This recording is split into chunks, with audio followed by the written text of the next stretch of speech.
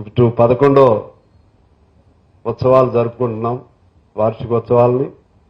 మొన్న 26వ తారీఖున దేశంలో మరొక రకమైనటువంటి ఆనాడు జయప్రకాష్ నారాయణ సంపూర్ణ విప్లవం కానివ్వండి, లేకపోతే రైతాంగ ఉద్యమాల విజయం కానివ్వండి, వాటన్నిటికంటే భిన్నమైనటువంటి జన్జీ సాధించినటువంటి గొప్ప విప్లవం కూడా విజయవంతమైన రోజు మొన్న 26వ తారీఖు. అంటే ఆ రోజు ధర్మేంద్ర ప్రధాన్ రాజీనామాతో ఒక ఎండ్కి రావటం జరిగింది ఆ మూమెంట్.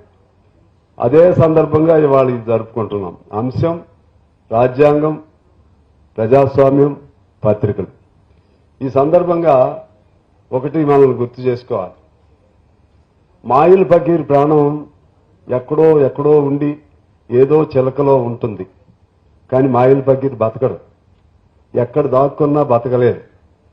అదేవిధంగా ఇవాళ నిరంకుశ స్వభావం కలిగినటువంటి వ్యక్తులు ఎక్కడ దాగినా ఎక్కడ ఉన్నా అంతిమంగా వాళ్ళ ప్రయాణం ఏమిటంటే అంతిమంగా పతనపు అంచుల వైపే వాళ్ళ ప్రయాణం ఉంటుంది. హిట్లర్ చివరికి బంకర్లో దాగినా కూడా బతకలేదు. హిట్లర్ లాంటి నయా నిరంకుశత్వం కలిగిన ఎవరైనా సరే ఆ తాకిడికి తట్టుకోలేదు. ముఖ్యంగా మనం ఒకటి వింటా ఉంటాం, చీమ చిన్నదే, చలి చీమ ఇంకా చిన్నది, చలి చీమలన్నీ కలిస్తే కాలకోట విషము కలిగిన కాలనాగు సైతం మట్టికి అరవాల్సిందే. చిన్న బొద్దింకలు ఇవాళ నాకు ఎదురు లేదని విర్రవీగుతున్నటువంటి నిరంకుశాధిపతిని చిన్న బొద్దింకలు నేల గర్భించినటువంటి లేటెస్ట్ చరిత్రను మనం చూశాం. ఇదంతా ప్రజాస్వామ్యం యొక్క గొప్పతనం, రాజ్యాంగం యొక్క గొప్పతనం.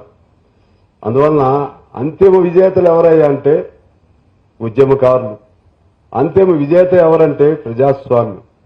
ప్రజాస్వామ్యానికి అనుగుణంగానే మన రాజ్యాంగం రాయబడింది.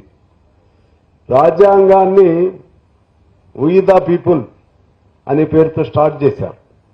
వీ ద పీపుల్ అంటే మేమందరం, ప్రజలందరం కలిసి రాసుకున్న రాజ్యాంగం అంటే అర్థం ఏంటి?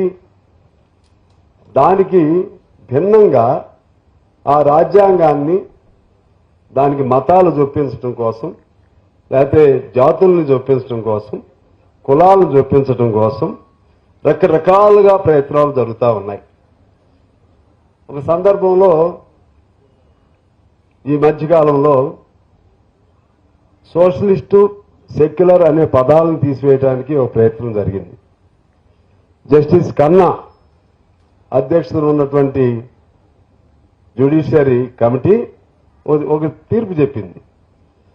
దానిలో ప్రత్యేకంగా సెక్యులర్ పదం లేదా ప్రత్యేకం సోషలిస్ట్ పదం అది మధ్యలో అమెండ్మెంట్ ద్వారా ఇందిరాగాంధీ గారు ప్రవేశపెట్టినప్పటికీ మన రాజ్యాంగ స్వరూపమే సెక్యులర్, మన రాజ్యాంగ స్వరూపమే సోషలిస్టిక్ ఆ భావాలతో కూడింది. ఎందువల్లంటే రాజ్యాంగం రాసుకున్నది we the people, we the Hindu people, we the Christian people అని కాదు, వీ ద పీపుల్. అందువలన దాన్ని మార్చాల్సిన అవసరం లేదని ఆ జడ్జిమెంట్ ఇవ్వబట్టి మరలా ప్రియాంబుల్లో సెక్యులర్, సోషలిస్ట్ పదాలు ఇందిరాగాంధీ గారు అప్పుడు ప్రవేశపెట్టిన పదాలు ఇప్పుడు కూడా కొనసాగుతున్నాయి. లేకపోతే మన 24లో ఆ 2 పదాలు పోయినాయి అని అనుకున్నాం. అది ఒక అంశం. అదేవిధంగా జస్టిస్ కృష్ణయ్య గారు ఆయన 8 మంది జడ్జెస్తో కూడినటువంటి బెంచ్ ద్వారా ఒక తీర్పు ఇచ్చాడు. ఏమని ఇచ్చాడంటే ఇండస్ట్రీ అనే దానికి డెఫినేషన్ చెప్తూ, ఇండస్ట్రీ అంటే ఓన్లీ పరిశ్రమలు పనిచేసే కార్మికులే కాదు, కష్టం చేసేటువంటి అన్ని వర్గాల ప్రజలను కూడా అందులో ఆ డెఫినేషన్లో తీసుకొచ్చాడు. దాన్ని మార్చడానికి వీల్లేదు. ఇవాళ ఈ ప్రభుత్వం ఏం చేస్తుంది అంటే ఆ డెఫినేషన్ మళ్ళీ తీసివేసే క్రమంలో ఇండస్ట్రియల్ డిస్ప్యూట్స్ అన్ని మనకు తెలుసు, ఇండస్ట్రియల్ డిస్ప్యూట్స్ యాక్ట్ ఇవన్నీ కూడా 4 కోడ్స్ తీసుకొచ్చింది. ఆ 4 కోడ్స్లో ఇవన్నీ కూడా తీసేశారు. తీసేసి మరలా ఎవరు ఛాలెంజ్ చేయకుండా ఉండటం కోసం అది 8 మంది జడ్జెస్తో బెంచ్ అయితే ఇప్పుడు 9 మంది జడ్జెస్తో బెంచ్ని ఇప్పుడు ఏర్పాటు చేసింది. అంటే కృష్ణయ్య గారు ఇచ్చినటువంటి తీర్పుకి భిన్నమైనటువంటి తీర్పు.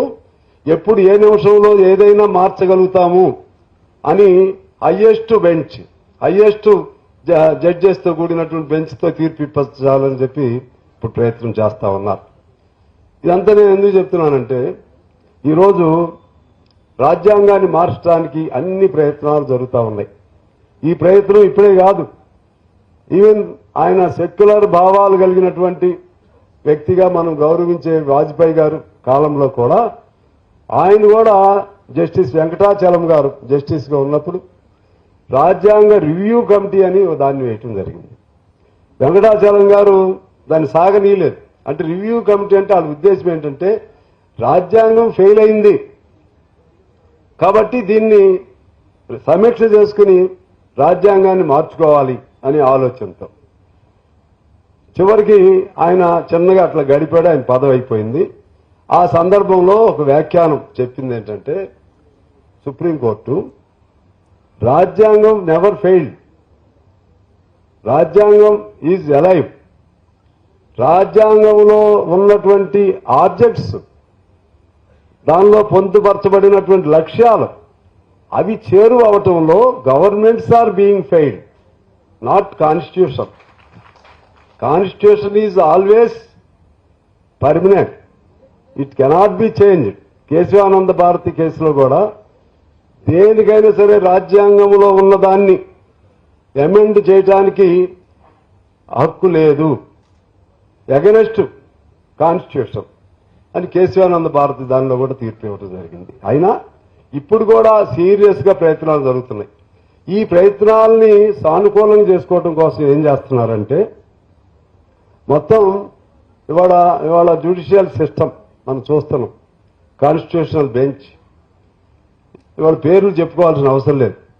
హార్డ్ కోర్ ఆర్ఎస్ఎస్ వాళ్ళందరినీ ఇందులో జొప్పిస్తున్నారు. వాళ్ళు ఆ రీచ్ అయ్యే మన చీఫ్ జస్టిస్ ఆ టైంకి వచ్చే విధంగా కొత్తగా జ్యుడిషియరీలో జస్టిస్లు కాని వాళ్ళని కూడా తీసుకొచ్చి ఇప్పుడు పెట్టి ఆ టైంకి వచ్చే విధంగా కూడా ఒక వ్యక్తిని ఇప్పుడు దాన్ని ట్రైనప్ చేస్తున్నారు. మొన్న మనం చూసాం చీఫ్ జస్టిస్ గారు.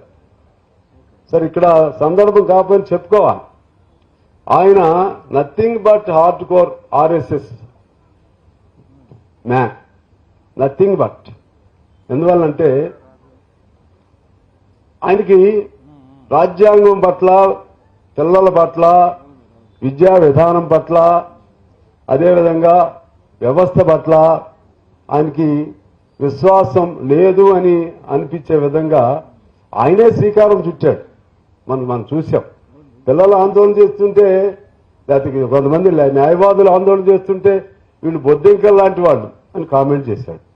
తర్వాత ఈ యాజిటేషన్ జరుగుతున్న సందర్భంలో పిల్లల్ని విపరీతంగా హెరాస్ చేస్తుంటే ఆ వీడియోలు తీసి వీడియోలు చూడండి అంటే వీడియోలు చూసే సమయం మాకు లేదు, మీ సమయం వృధా చేసుకోకండి, ఇటువంటి చాలా వస్తూ ఉంటాయని చెప్పి కామెంట్ చేశాడు. ఇంకా అదే కామెంట్స్ చేస్తున్నాడు ఆయన. ఇటువంటి అనేక మంది ఇప్పుడు మన హైకోర్టులో కూడా దాదాపు 300 మంది సార్, నేను I'm just out spoken, I'm open, even if any criminal or any action is moved against me, I don't fear, నాకేం భయం లేదు. ఎందువల్లంటే కొంత పేరు without naming anybody, just I want to express my feelings. 300 మంది వాళ్ళ ఆర్ఎస్తో ఉన్నవాళ్ళు ఉన్నారు ఇక్కడ హైకోర్టులో కూడా, సుప్రీంకోర్టులో కూడా వచ్చేసింది. యూనివర్సిటీస్ మొత్తం కాషాయమయం అయిపోతున్నాయి. ఆల్మోస్ట్ 2/3 పైన పాత వాళ్ళు ఎవరైనా ఉండి రిటైర్ అయిన తర్వాత వచ్చే ప్రతి ఛాన్సలర్ కూడా ఆర్ఎస్ఎస్ భావజాలం. విద్యా విధానం అలాగే వచ్చేస్తుంది. అంటే లాంగ్ విజన్తో, విజన్ అంటే మంచి పదం అయిద్దాం, చాలా దీర్ఘ కాలపు దృష్టిని పెట్టుకుని ఇప్పటి నుంచే వాళ్ళు అన్ని రకాల ప్రయత్నాలు చేస్తున్నారు. ఆ ప్రయత్నాలను విజయవంతంగా తిప్పికొట్టగలిగే శక్తి ఎవరికి ఉందాయా అంటే ఈ దేశంలో అది యువత విద్యార్థులకు ఉంది. ఏ రాజకీయ పార్టీలు కూడా చేయలేని పని వాళ్ళు చేశాయి. అంటే అర్థం ఏంటి? మన రాజకీయ పార్టీ చేయలేమని కాదు, ఒక నేపథ్యంలో రాజకీయ పార్టీలు చేశాయి. ఇప్పుడున్న నేపథ్యంలో పక్కనే శ్రీలంక, ఇంకో పక్క బంగ్లాదేశ్, మరొక వైపు నేపాల్. ఈ ఘటనలు చూశారు వాళ్ళు. ఈ ఘటనలు చూసిన తర్వాత వాళ్ళు కానీ ఇంకా ఇదే మొండితనంతో పోతే భారతదేశం కూడా మరొక శ్రీలంకో మరొక బంగ్లాదేశో తప్పక అయ్యేది. పాలకుని పారదోలే వాళ్ళు ఎంతమంది చంపుతారండి? ఢిల్లీలో కొట్టారు. అది ఢిల్లీకి రైతు ఉద్యమం అంటే ఒక లిమిటెడ్. అప్పుడు కూడా రైతులు నరేంద్ర మోడీతో జాతికి క్షమాపణ చెప్పించారు. కానీ ఇప్పుడు దానికి మించినటువంటి ఉద్యమం మొదలైంది. ఈయన సోషల్ మీడియాలో మోడీ గారికి ఫాలోయింగ్ బాగుంటుంది అంటారు. బీజేపీ డబల్ అయింది వీళ్ళ కొద్ది రోజుల్లోనే. ఏది కాక్రోచ్ పార్టీ బీజే దానికి డబల్ అయిపోయింది. అంటే ప్రజల్లో అది వచ్చినప్పుడు ఇక ఎవరు దాన్ని ఆపలేరు. ఆ విధంగా వాళ్ళు ఏమి చేయాలనుకున్నారో అవన్నీ చేయడానికి ప్రయత్నం చేస్తున్నారు. దాన్ని ఎట్లా కంట్రోల్ చేయాలి అనేది మొన్న వాళ్ళు మనకు గుణపాఠం నేర్పారు. ఇవాళ మన పత్రికలు ఉన్నాయి. మన నవ తెలంగాణ, అంతకుముందు ప్రజాశక్తి, అంతకుముందు ఉమ్మడిగా ఉన్నప్పుడు కూడా ప్రజాశక్తి, ఇంకా చాలా పత్రికలు ఉమ్మడి పార్టీ అప్పుడు కూడా నడిచినాయి.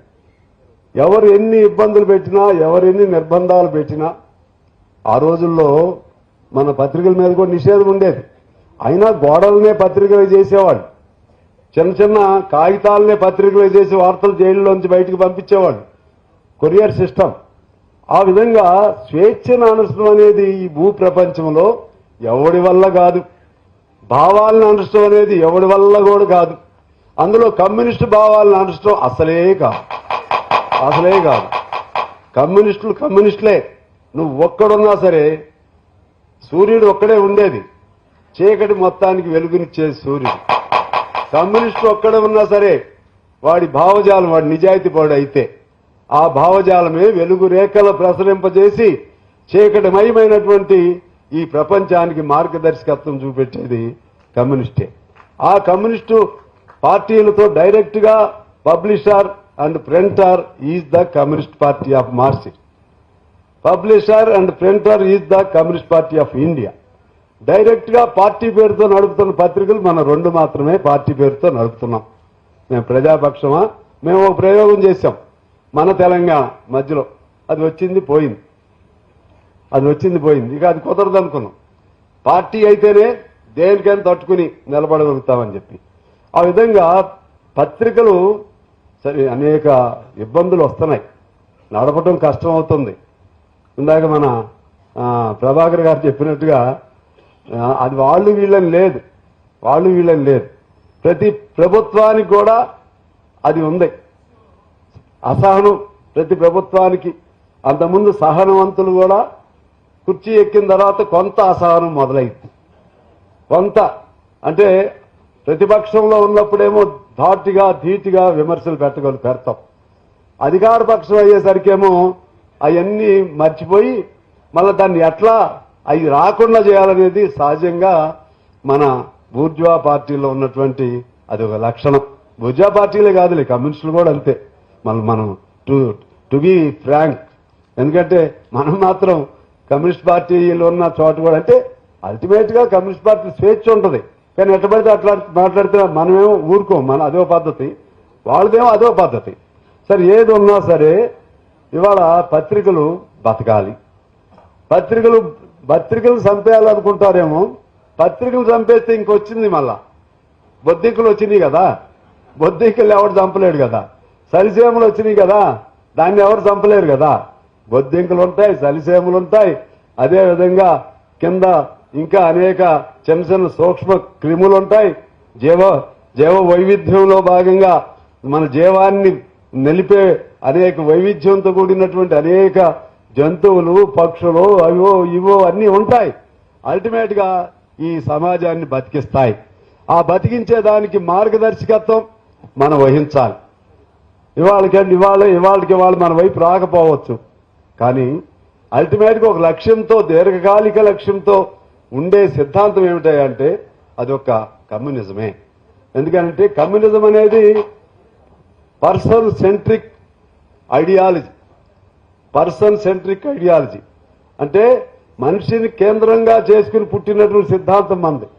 ప్రతి ఒక్కరు మనుషుల గురించే చెప్తారు, కానీ మనం డైలెక్టికల్ మెటీరియలిజం ద్వారా, గతి తార్కిక భౌతికవాదం ద్వారా మనిషి ఎలా దోపిడీ చేయబడుతున్నాడు, ఎలా బ్రతకాలి, ఎలా ముందుకెళ్ళాలి, మనకు ఒక థియరీ ఉంది, సోషలిస్టిక్ థియరీ ఉంది. అంటే దాని నుంచి వచ్చినటువంటి సోషలిస్టిక్ థియరీ ఉంది. అందువలన ఇది పైన ఎన్టీ రామారావు గారు చాలా ఆవేశపడు. ఎన్టీ రామారావు గారు మంచి నిజాయితీపడు, అవునన్నా కాదన్న నా దృష్టిలో. ఆయన ప్రజలే నా దేవుళ్ళు, సమాజమే నా దేవాలయం అంటే అంతా బాగుండాలని వాళ్ళు కోరుకున్నారు. గాంధీజీ కూడా ధర్మకర్తృత్వ సిద్ధాంతం ఉండాలని ఆయన కోరుకున్నాడు. కానీ మూలాల్లోకి వాళ్ళు వెళ్ళలేదు. మూలాల్లోకి వెళ్ళింది ఎవరంటే మన సిద్ధాంతం ఒకటే, కమ్యూనిస్టు సిద్ధాంతం ఒకటే మూలాల్లోకి వెళ్ళింది. ఆ మూలాల్లో మార్పులు వచ్చిన రోజే ఈ సమాజం మరింత ముందుకెడుతుంది. అందువలన మన కర్తవ్యం, చాలా ఇబ్బందులు ఉంటాయి. గొప్ప వాళ్ళ మీద కూడా బ్యాన్లు పెట్టారు, నిషేధాలు విధించారు. చాలా పత్రికలు మూతబడిపోయినాయి. ఒకప్పుడు చాలా గొప్ప పత్రికల ప్రాధాన్యత కూడా, ఒక మాట చెప్పి సెలవు తీసుకుంటాను.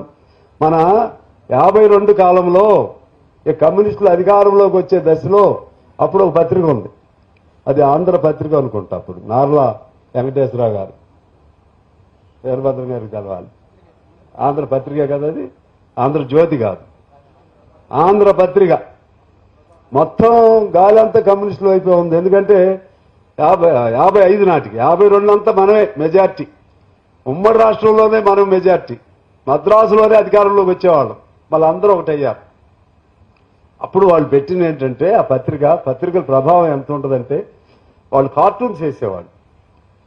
మనది సుత్తి కొడవలు కదా గుర్తు, కొడవల్ని మెడకు పెట్టి సుత్తిని నెత్తి మీద పెట్టి అదొక కార్టూన్.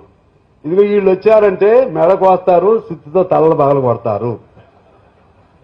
అదేవిధంగా వీళ్ళంతా సమానత్వం అంటున్నారని మన ఆడవాళ్ళని కొంచెం చీరా గేరా కాస్త ఖరీదైన వాళ్ళు ఉంటారుగా, వాళ్ళ బొమ్మలు వేసి వాళ్ళ పైన ఏదో బసపూర్ణయ్య గారు అన్నాడని అనకపోయిన అన్నయ్య.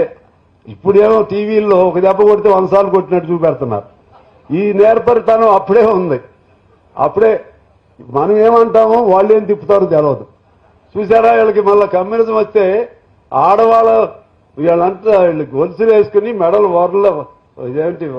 వార్లు దిగి ఉన్నాయి, దాని మీద నాగళ్ళేసి దున్నుతారు వీళ్ళని చెప్పి పెట్టాడు. ఇట్లా అనేకం పెట్టాడు. దాంతో కొంత సహజంగా ఉంటుంది కదా ఆ రోజుల్లో ఇంకా ప్రభావం. ఆ విధంగా పత్రికలు ఏదైనా చేయగలుగుతాయి. ఎన్టీ రామారావు గారిని దించినప్పుడు మళ్ళీ ఎక్కించగలిగింది కూడా ఒక పత్రికే, ఎన్టీ రామారావు గారు కొత్తగా పార్టీ పెట్టినప్పుడు అధికారంలో తీసుకురాగలిగింది కూడా ఒక పత్రికే. అదేవిధంగా దించగలుగుతాయి, ఎక్కించగలుగుతాయి. ఇప్పుడేమో పత్రికలకు తోడు మనకంటే ఎక్కువ పాత్ర సోషల్ మీడియా. ఇందా మహేష్ కుమార్ గారు చెప్పినట్టుగా సోషల్ మీడియాలో 2 భాగాలు ఉన్నాయి. ఒక పక్క ఏమో విమర్శలు ఉన్నాయి, ఒక పక్క ఏమో అనవసరంగా తిడతారు, ఒక పక్క ఎందుకేం చెప్తారు తెలియదు. కానీ అల్టిమేట్ గా మాత్రం సోషల్ మీడియాతోనే ఒక కథలకు వచ్చింది, ఒక చైతన్యం వచ్చింది. అందువలన ఈనాడు మన పత్రికలు, అందులో వామపక్ష పత్రికలు ఎంత బలంగా ఉంటే సమాజానికి అంత వెన్నుదన్నుగా ఉంటాయి. ఇవి ఎంత వెన్నుదన్ను మన పత్రికల బలం ద్వారా సమాజం ఎంత గట్టిగా ఉంటే అంతే గట్టిగా మన రాజ్యాంగాన్ని పరిరక్షించుకోగలుగుతాం. రాజ్యాంగాన్ని అంత గట్టిగా పరిరక్షించుకోగలిగితే ప్రజాస్వామ్యం అంతే గొప్పగా పరిడవిల్లుతుందని చెప్పి తెలియజేస్తూ నేను మన నవ తెలంగాణకి శుభాకాంక్షలు తెలియజేస్తూ మరిన్ని కాలాల పాటు నవ తెలంగాణ ఉండాలి, దాని భావజాలం ఉండాలని నేను పేర్కొంటూ అందరికీ నమస్కారాలతో సెలవు. Thank you.